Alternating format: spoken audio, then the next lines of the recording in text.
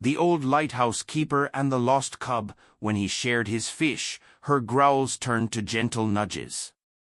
Elias Thorne, a man whose 70 years had been etched onto him like the deep lines carved by wind and salt into the ancient timbers of his home, was the last of a dying breed, a lighthouse keeper. For nearly 5 decades, his life had been an unbroken testament to duty and isolation, his world bound by the relentless rhythm of the sea. His home was the stoic, salt-weathered lighthouse, a towering sentinel of stone and glass perched precariously on the craggy, storm-battered cliffs of the Oregon coast. Its powerful beam, a solitary, rhythmic pulse, cut through the perpetual, oppressive fog and the tempestuous, untamed storms of the vast Pacific. For Elias, existence was a constant, raw negotiation with the elements, a quiet, almost spiritual, acceptance of nature's immense, indifferent power. He was a man of the sea, steeped in its lore, its unpredictable moods, and its profound, often melancholic, beauty. His most cherished memories, now tinged with a bittersweet ache, were intrinsically intertwined with this wild, magnificent place. He often recalled walks along the treacherous, wind-swept cliffs with his late wife, Sarah, her vibrant red scarf a stark, joyous splash of color against the endless gray skies, her infectious laughter carried on the fierce, biting wind as they meticulously gathered iridescent seashells from newly exposed tide pools or watched the majestic, silent migration of whales, their spray shimmering like diamonds in the distant sun. Sarah, with her boundless energy, her unquenchable curiosity about every living thing, and her profound capacity for joy, had always been the one to bring warmth and conversation, light and laughter, into the cold, echoing stone walls of the lighthouse. Her meticulous fascination with the intricate, miniature ecosystems of the tide pools, her keen, observant eye for a rare, resilient wildflower clinging defiantly to a seemingly barren cliff face, her gentle, unwavering way of drawing out Elias's most deeply buried thoughts and transforming them into shared stories, these were the quiet, profound joys that had filled his solitary world with a brilliance far more potent than the lighthouse lamp itself. After her passing, a decade ago now, from a swift, unforgiving illness that stole her from him with cruel efficiency, a silence had descended upon Elias that was deeper, more profound, and infinitely more chilling than the ocean's loudest roar. The lighthouse had then become less a beloved home and more a stark, imposing sanctuary for his grief, a place where the vastness of the turbulent sea outside starkly mirrored the quiet, aching emptiness within him. He had, with the stoicism and resilience of a true seaman weathering an endless storm, embraced his new, desolate independence, finding a fragile, almost brittle, solace in the sheer self-sufficiency and the predictable routine of his isolated existence. He genuinely believed he was content, that he had found his peace, settling into a life meticulously defined by unwavering duty and resolute solitude, his heart a carefully guarded, heavily fortified harbor against any further pain. He never once imagined that his meticulously constructed world was about to be irrevocably breached by a force far more powerful than any storm. His days unfolded with the precise, unhurried movements of a man intimately connected to the ancient rhythms of the natural world. Mornings began before the faintest hint of dawn touched the eastern sky, with the meticulous, almost ritualistic polishing of the colossal Fresnel lens, its intricate arrangement of glass prisms reflecting the nascent light with mesmerizing brilliance, ensuring its powerful, guiding beam would pierce the densest fog and the darkest, most moonless night. He'd then descend the winding spiral staircase, the cold, unforgiving iron steps groaning beneath his weight, each creak a testament to his old, weary bones, to check the temperamental generator, diligently log the incessant, unpredictable weather changes in a thick, leather-bound book, its pages filled with decades of his spidery handwriting, and scanned the ever-shifting horizon with his battered, faithful brass telescope, a precious gift from Sarah on his 40th birthday. Afternoons were spent in practical, enduring tasks that tethered him to his environment, mending his fishing nets with practiced, nimble fingers, his calloused hands tying intricate knots with an almost unconscious grace, carving intricate wooden seabirds that seemed to capture the very essence of flight and the wild spirit of the coast, or simply sitting on the windswept observation deck, his gaze fixed on the churning gray expanse of the ocean, his thoughts as vast and unfathomable as the sea itself, patiently watching for the telltale spray of passing whales or the distant, hopeful sails of commercial fishing boats, their tiny forms dwarfed by the immensity of the water. Evenings found him by the crackling warmth of a small, pot-bellied stove in his cozy, Spartan living quarters, the rich, smoky scent of burning driftwood filling the air, mingling with the pervasive aroma of salt and old books, as he delved into well-worn nautical charts, tracing imaginary voyages to distant, exotic lands he would never visit, or listened to the mournful, ancient cries of gulls carried on the tumultuous wind, a timeless lament.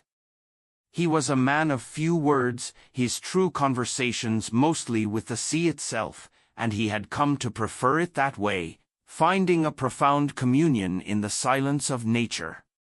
Elias, with his lifetime spent observing the wild, knew the rugged Oregon coast was home to a vibrant, often hidden, array of wildlife, colonies of barking sea lions basking on distant, inaccessible rocks, their raucous calls carried on the wind, majestic eagles soaring effortlessly on the updrafts, their keen eyes sweeping the coastline for prey, and occasionally, the elusive black bear, drawn by the salmon-rich rivers that emptied into the roaring ocean. He respected them deeply, understanding their inherent wildness, their raw power, and their undeniable place in the intricate tapestry of life. He maintained a healthy, professional distance, viewing wildlife as a fundamental part of the dramatic landscape, to be observed, appreciated, and left undisturbed in its primal domain. He had never had a direct, close encounter with a bear in all his years at the Lighthouse, and given the sheer, unforgiving cliffs and the crashing, unpredictable surf that perpetually surrounded his isolated outpost, he never expected to. The only regular human visitors were the occasional Coast Guard supply boat that docked once a month, bringing him essential provisions and a brief, impersonal interaction, and Liam, his grand-nephew, a bright, earnest young man from the mainland who would bring him groceries, a fresh newspaper, and the infrequent, often bewildering, news from the modern world every few weeks. Liam was a rare bridge to a world Elias had deliberately retreated from, a world of ceaseless noise and hurried lives, a world that seemed to forget the patient grandeur of the wild. It was a particularly fierce autumn storm, even by the Oregon coast's notorious standards. Hurricane-force winds shrieked through the rigging of the Lighthouse, sounding like banshees, and driven sheets of rain hammered against the thick glass, reducing visibility to mere feet. The vast Pacific below Elias's perch was whipped into a frothing, chaotic frenzy of whitecaps, colossal waves, and thunderous breakers that seemed to shake the very foundations of the earth. The lighthouse beam, usually a steady, comforting pillar of unwavering light, seemed to struggle against the oppressive, churning gloom, its brilliance swallowed by the sheer, unbridled force of the tempest. Elias, accustomed to the raw, untamed power of such weather, his spirit as unyielding as the rock beneath his feet, was making his routine checks, his heavy oilskin slicker shedding the torrents of rain as he battled his way along the narrow, slippery path that wound precariously around the base of the cliff. He moved with the slow, deliberate caution of a man who understood every treacherous stone, every hidden crevice. As he navigated a particularly treacherous, wave-battered section, where spray lashed him like a whip, a sound, faint but distinct, pierced through the howling wind and the deafening, continuous crash of the waves against the rocks below. It wasn't the metallic shriek of the wind through the lantern room, nor the booming roar of the surf. It was a high-pitched, desperate whimpering, tinged with a raw, almost childlike terror, a sound that spoke of pure, unadulterated distress. Elias froze, his gloved hand gripping the cold, wet railing so tightly his knuckles turned white, his breath momentarily caught in his throat. His heart, usually as steady as the lighthouse beam itself, a methodical drumbeat of stoicism, gave a sudden, unfamiliar lurch, a sharp pang that resonated deep within his chest, stirring something long dormant. It was the unmistakable sound of a bear cub. And it was impossibly close, coming from a small, treacherous cove at the very base of the cliff, a place where the monstrous waves slammed against jagged, barnacle-encrusted rocks with bone-shattering force, each impact sending plumes of icy spray high into the air, drenching everything. He knew immediately what a lone cub meant in such a storm, a cub in dire, almost certainly fatal, trouble. Mother bears were legendary for their ferocious, unyielding protectiveness. A cub separated from its sow in such cataclysmic conditions was almost certainly orphaned, severely injured, or irrevocably lost, likely swept away by the same colossal waves that were now tearing at the shoreline. His mind, trained in the unyielding logic of ecological systems and the harsh realities of the wild, registered a familiar pang of concern, a professional regret for the inevitable cycle of life and death, of predator and prey. Yet, his ingrained caution and decades of rigid wilderness protocol cautioned vehemently against any form of direct intervention. Nature, he reminded himself with a long, resigned sigh, was often unsentimental, sometimes brutally cruel in its grand design, but it had its own inscrutable ways of balancing its scales. Interfering was dangerous, for both man and beast. The whimpering persisted, growing louder, more desperate, and increasingly pitiful, a tiny, fragile plea against the overwhelming might of the tempest. Then, as a particularly large, receding wave pulled back with a sucking, grinding sound, momentarily revealing a sliver of the rocky beach below, Elias saw it. Huddled against a barnacle-encrusted boulder, barely visible against the dark, wet rock, was a tiny, sodden bundle of fur. It was, beyond any doubt, a black bear cub. Impossibly small, no bigger than a large backpack, its scruffy, rain-matted fur clung pitifully to its tiny frame, revealing the subtle outline of its ribs, stark against the dark coat. Its eyes, wide and luminous brown, blinked up at the churning gray sky with raw terror, and it let out a series of weak, mournful mews that sounded heartbreakingly like a lost kitten's cry, utterly out of place amidst the fury of the storm. It was clearly shivering, its small body trembling uncontrollably with cold and sheer exhaustion, its desperate attempts to find shelter futile against the onslaught of wind and water. It looked like a drowned rat, clinging to the last threads of life.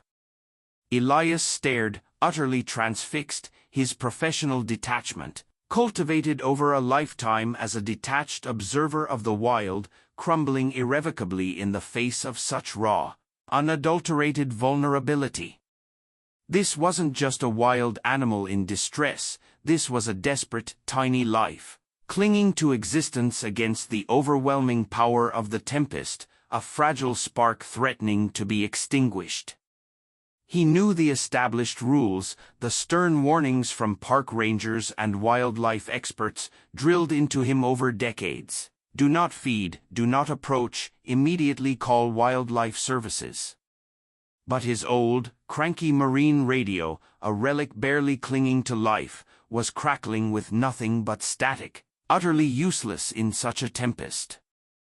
The nearest town was miles away, a winding, treacherous drive over flooded, debris-strewn roads, and no one, not even the Coast Guard, would venture out in this weather unless human lives were at immediate, catastrophic risk.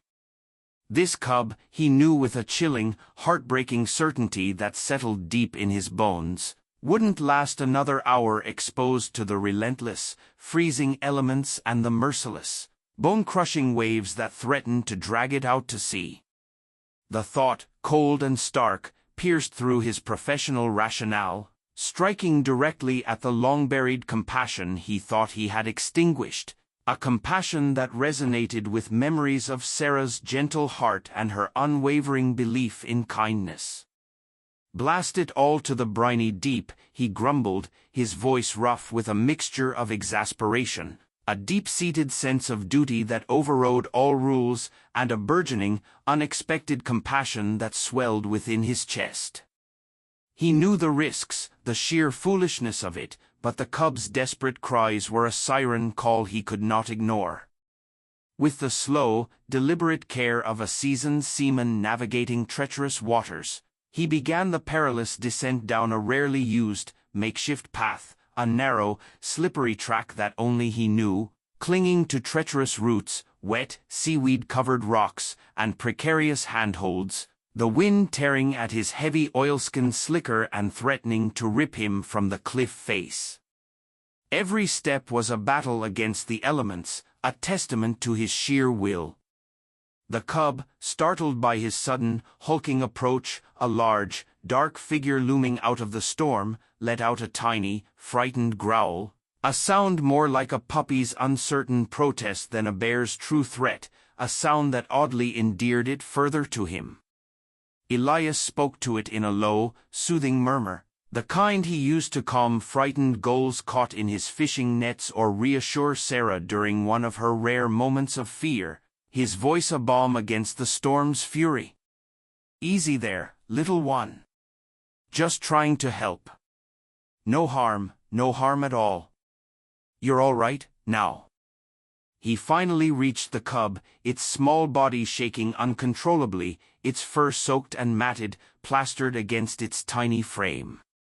Gently, with immense care honed from years of handling delicate lighthouse instruments and fragile marine life, he knelt down, then scooped it up, surprised by its almost feather lightness and its desperate warmth, a stark contrast to the icy rain. The cub, after a brief moment of terrified stillness, a tiny tremor running through its body, snuggled instinctively into the unexpected warmth of his oilskin slicker, burying its wet nose into the rough fabric, as if finding the safest harbor it had ever known. Its tiny growls, which had been a desperate warning, softened almost immediately into a faint, rumbling purr, a continuous, vibrating murmur of profound relief and burgeoning trust that Elias felt against his chest. It was a sound Elias had never heard from a bear before, a sound that spoke not of the wild's ferocity, but of its vulnerability and its inherent capacity for comfort. He held it close, protecting it from the wind and rain, shielding its fragile body, and began the slow, arduous, treacherous ascent back up the cliff path, each step carefully placed, the cub tucked securely inside his slicker, its small head occasionally peeking out, its luminous eyes blinking against the driving rain, its little nose occasionally twitching as if taking in the strange, comforting scent of his weathered skin and the brine of the sea. Back in the cozy, dry warmth of the lighthouse living quarters, the storm's fury muffled by the thick stone walls, Elias carefully wrapped the cub in a thick, dry wool blanket he usually saved for the coldest winter nights and set it gently near the comforting warmth of the pot-bellied stove, where a fire now crackled merrily. He then went to his small, well-stocked pantry, his mind racing through the limited provisions, practical considerations clashing with a growing sense of paternal protectiveness. What did a starving bear cub eat? He had no milk, no specialized formula, nothing remotely appropriate for a wild infant. All he had was what he caught from the sea, or what Liam brought him. He rummaged through his icebox, a relic of a bygone era, and pulled out a small, freshly caught cod, its scales still gleaming with the freshness of the ocean. With practiced, economical hands, he filleted a small, tender piece, cooked it lightly over a low flame on his cast-iron pan, the savory scent of fresh fish filling the air, mingling oddly with the smell of old wood and salt, and offered it to the cub on a shallow, chipped enamel plate. The cub, after a moment of suspicious sniffing, its tiny nose twitching rapidly, its eyes fixed on the offering, devoured the fish with a ravenous hunger that spoke of days, perhaps even weeks, without proper sustenance. It paused only to let out a deeply satisfied, rumbling purr, a sound that vibrated through its tiny body, a clear expression of pure contentment, before burying its face in the rest of the fish, lapping noisily, every morsel savored as if it were the most exquisite delicacy. Over the next few days, the cub became a permanent, and incredibly vocal, fixture in Elias's otherwise solitary life. He named her a Barnacle, a playful moniker that perfectly encapsulated the cub's tenacious grip on life, her unyielding resilience, and her unexpected, almost miraculous, arrival from the churning, unforgiving sea. Barnie, for short, never, truly never, stopped talking in her own unique, utterly charming way.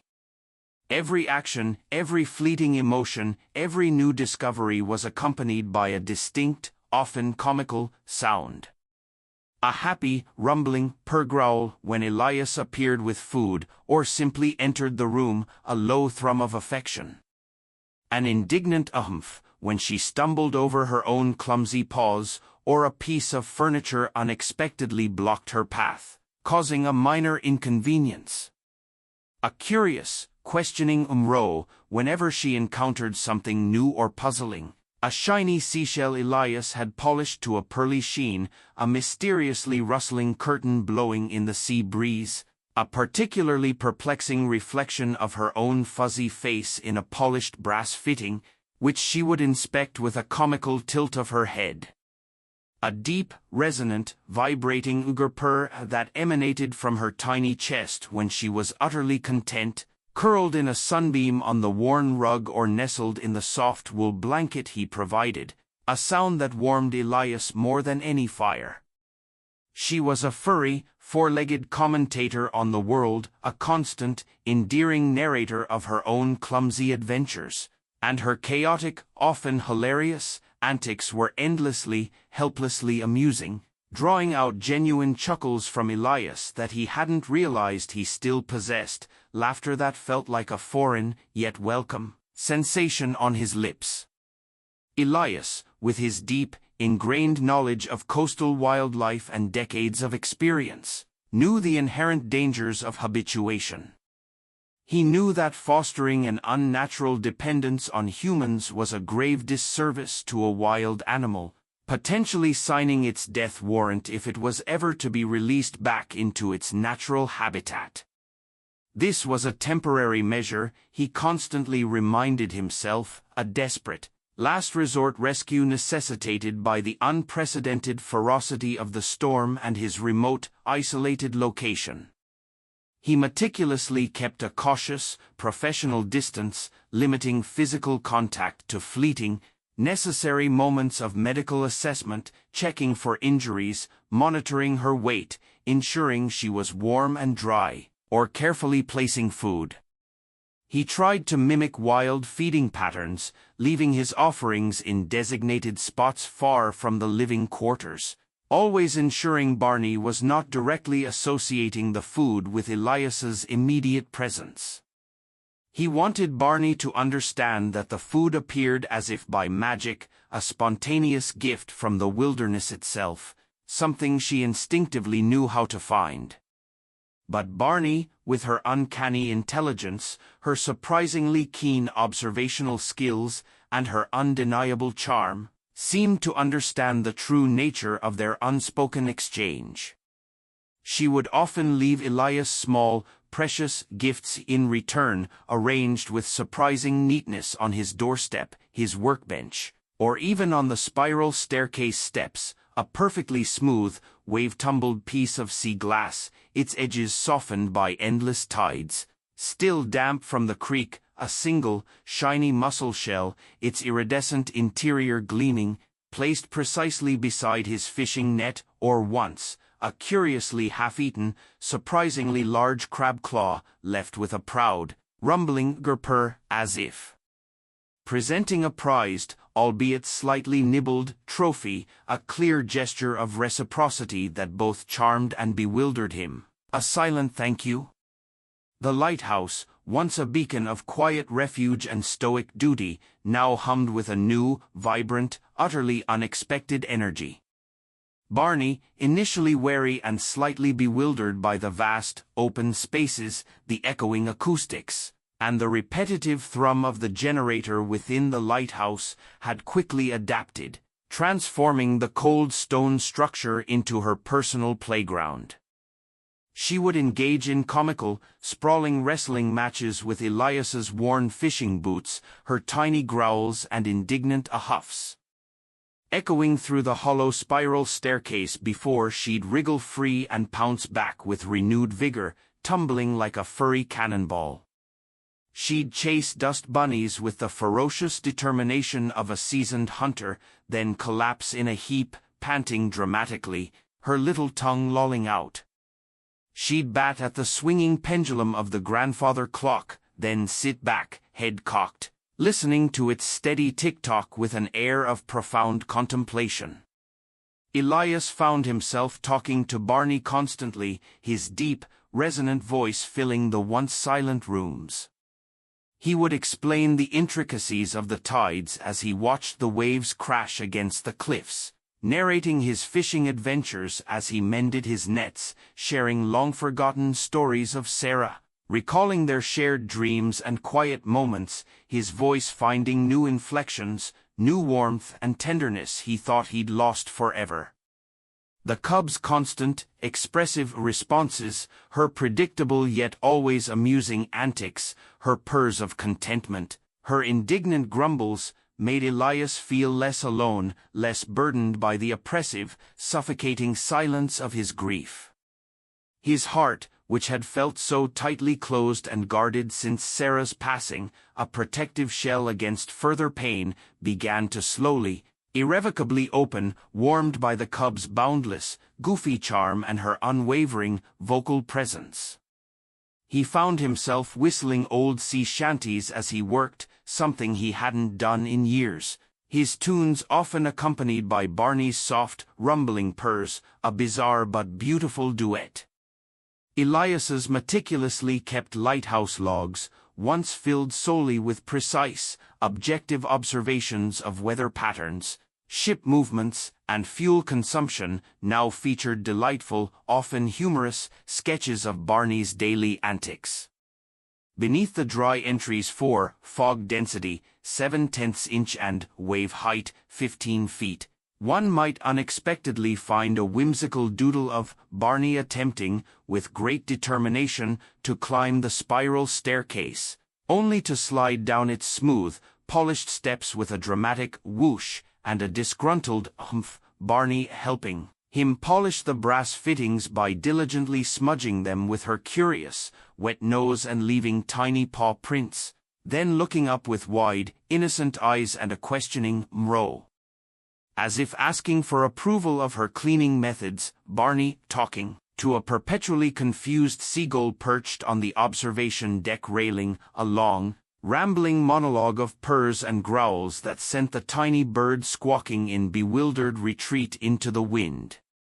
These drawings, crude but infused with unexpected humor and a deep, burgeoning affection, were a stark, vivid contrast to the precise, detached scientific observations he usually made, reflecting a profound shift within his own grizzled spirit, a thawing of a heart he believed was frozen solid by loss. One blustery afternoon, weeks after Barney's arrival, Liam, Elias's grand-nephew, finally managed to arrive with supplies, his battered truck navigating the still treacherous, partially cleared coastal road. He found Elias not poring over nautical charts or methodically polishing brass, but chuckling softly as Barney, having managed to pull open a low drawer, attempted to help him organize his fishing lures, batting them across the wooden floor with surprising ferocity, a chaotic explosion of hooks and feathers.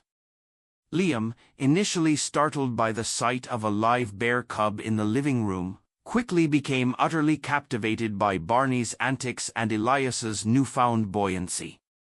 "Uncle Elias, what in the blazing blazes?" Liam began, a wide grin spreading across his face, his jaw slack with disbelief and amusement. Elias, with a rare twinkle in his eye that reminded Liam of Sarah, simply said, "Liam, meet Barnacle. She apparently prefers cod to salmon, has strong opinions about Lighthouse maintenance, and thinks my tackle box is a toy." Liam spent hours observing Barney, his phone out, capturing videos of her talking and playing, his face lighting up with genuine delight. He promised to try and get a better signal to the Wildlife Center, emphasizing the cub's unique vocalizations. He saw a lightness in Elias he hadn't witnessed since before Sarah's illness, a spark of the mischievous, storytelling man he faintly remembered from his early childhood visits. Liam's joy at seeing his great-uncle so enlivened was palpable, a testament to Barney's quiet miracle. The remote location and the lingering effects of the devastating storm meant that communication with the mainland remained sporadic and difficult. It took weeks for Dr. Elena Rodriguez, the pragmatic but ultimately kind and dedicated biologist from the Wildlife Rehabilitation Center, to finally get a consistent signal. When she did, Elias recounted Barney's story, his voice betraying an uncharacteristic warmth. Elena listened intently, her initial professional skepticism slowly giving way to a burgeoning intrigue at Elias's detailed, almost affectionate description of the cub's peculiar vocalizations and her playful personality. "You're sure she's that vocal, Elias?" Elena asked, a hint of amusement in her voice. "A true barnacle, you say?"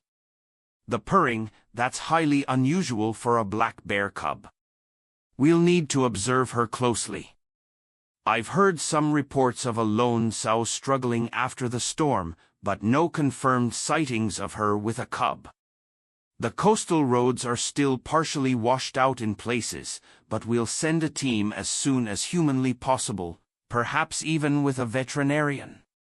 The wait, however, stretched into several more weeks, the constant storms and landslides making travel almost impossible. Elias used this time to further hone Barney's foraging skills, hiding food in natural places around the lighthouse, encouraging her to use her instincts. One evening, as Elias was logging the weather, a sudden, chilling silence fell over the lighthouse, broken only by the distant roar of the ocean. The generator, usually a steady thrum, had sputtered and died. A total power outage. Elias cursed under his breath, grabbing his lantern. Without the generator, the lighthouse beam, his sacred duty, would go dark. As he descended to the generator room, Barney, sensitive to the change, began to growl nervously, following him closely.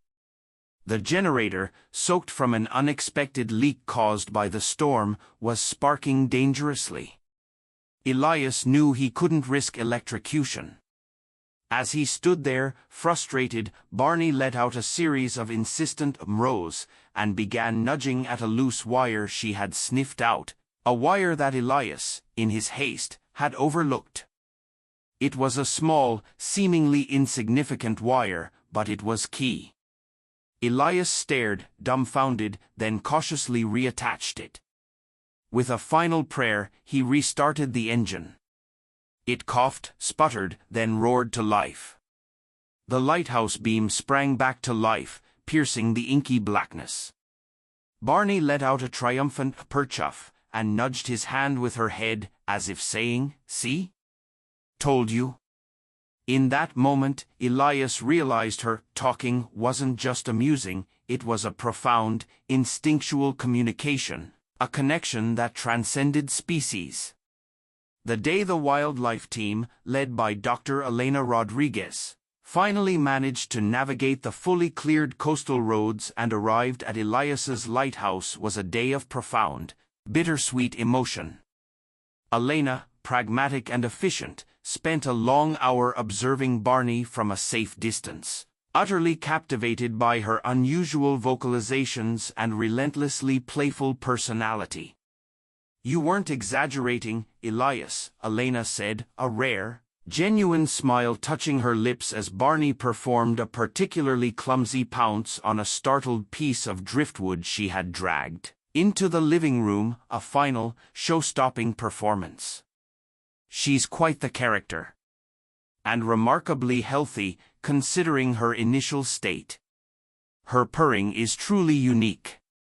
We've arranged for her to be paired with another orphaned cub at the rehabilitation center, one that's a bit older, to help her learn social behaviors specific to bears." The team then efficiently set up a humane trap, a large, sturdy cage baited with the irresistible allure of fresh salmon and a dollop of honey. Elias watched, his heart aching with a familiar pang of loss that felt surprisingly similar to Sarah's departure, a profound sense of emptiness opening within him as Barney, lured by the potent scent, ambled into the trap with an almost childlike curiosity, her small nose twitching. She let out a surprised, slightly indignant mrof as the heavy metal door clanged shut, the sound echoing through the quiet lighthouse, a final, poignant punctuation mark on their brief, extraordinary time together.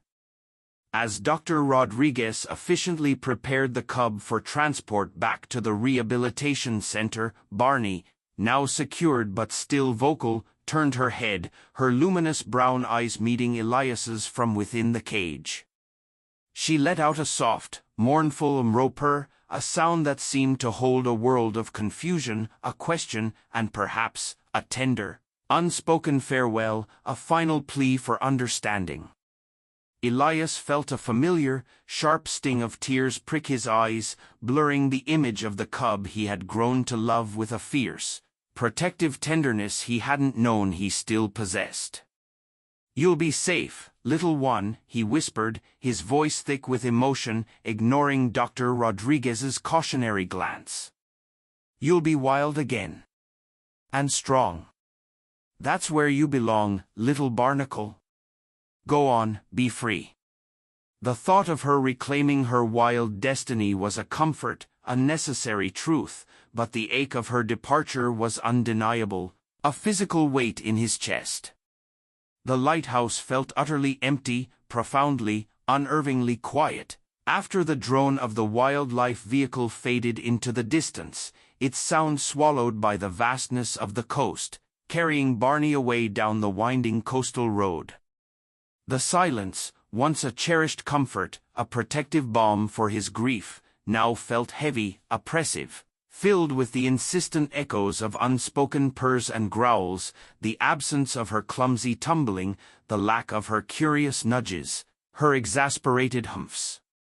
Elias wandered restlessly through the living quarters, his boots making unfamiliar, hollow sounds on the wooden floor, each step amplifying the quiet. He found himself instinctively listening for the familiar chuffs and huffs, for the small thump of her play, his heart aching with the profound absence of that tiny, vibrant presence. The laughter, which Barney had so effortlessly coaxed from him, a sound he had thought gone forever, had gone out of his days, leaving a vast, echoing void. The silence of his grief, which Barney had so effectively, so joyfully, banished, began its slow, insidious creep back into the quiet, shadowed corners of his life, threatening to overwhelm him once more. But then, his gaze fell upon his old, worn lighthouse logbook, open on his desk.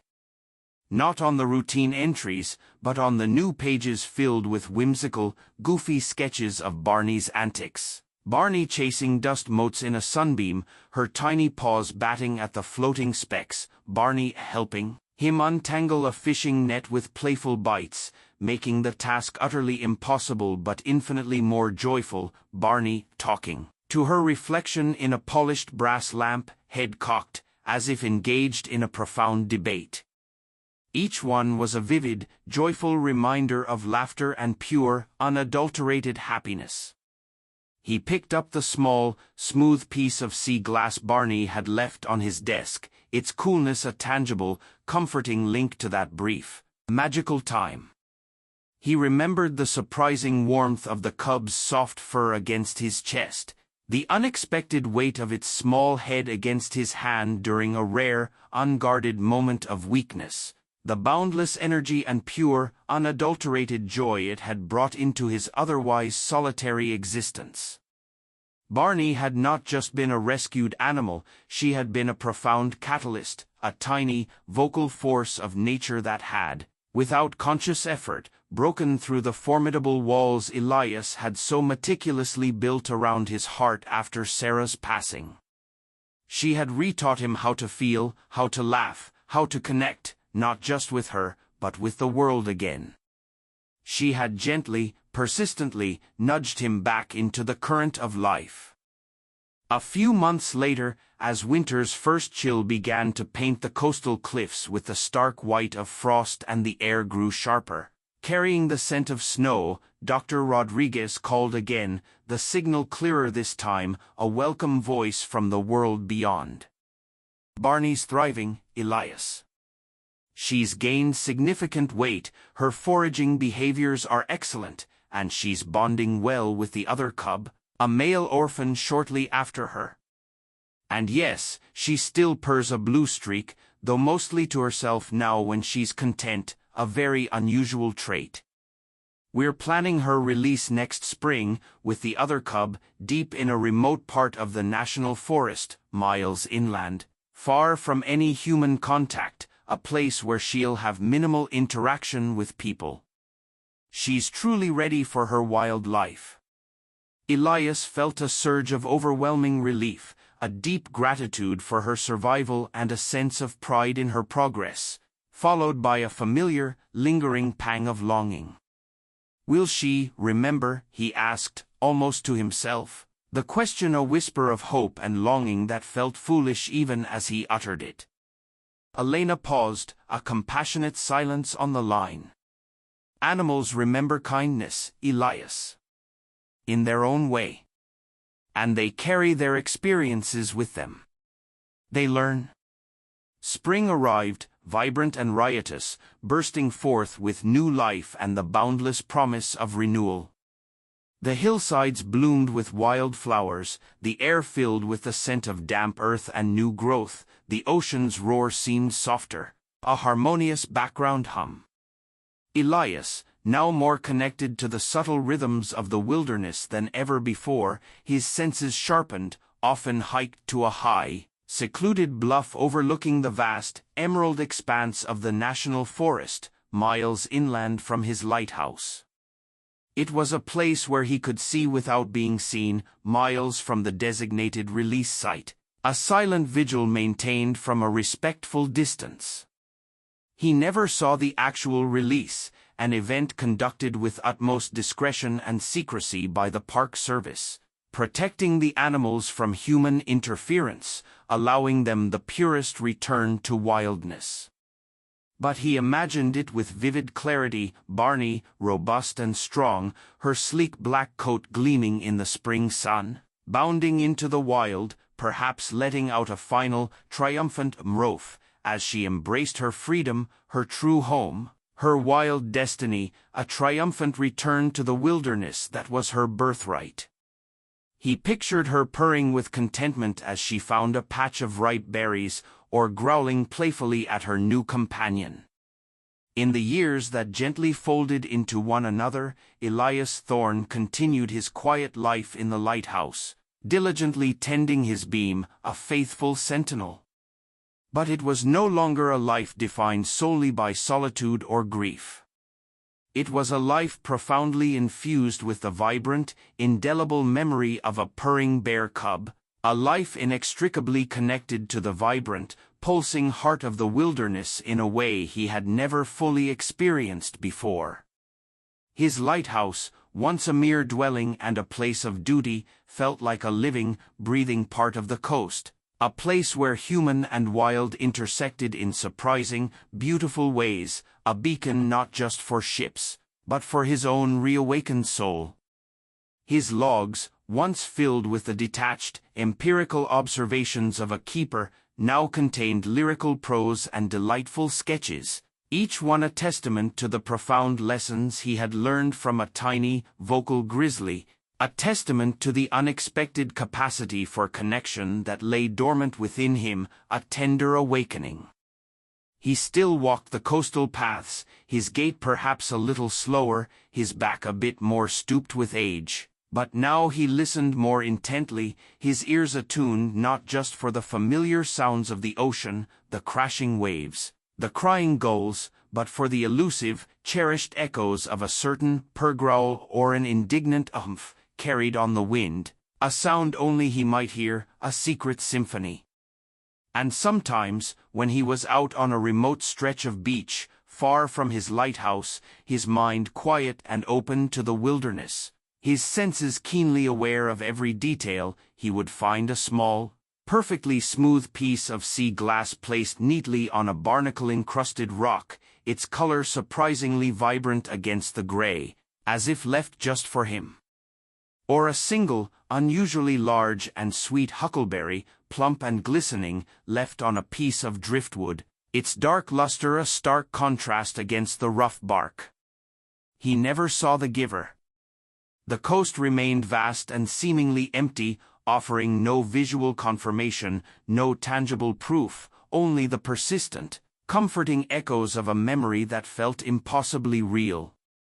But he would smile, a deep, genuine smile that reached his eyes, crinkling the corners, a smile born of profound gratitude, a renewed sense of wonder, and a quiet understanding of the universe's intricate connections. He would then let out a soft, knowing mrof into the silent, ancient wind, a whispered greeting to a friend unseen, a promise kept. His heart, once quieted by the profound weight of grief, burdened by loss, now hummed with the vibrant, enduring melody of an unexpected friendship, a profound, almost mystical connection to the wild, and the joyful, indelible memory of a rescue bear cub who never, truly never, stopped purring.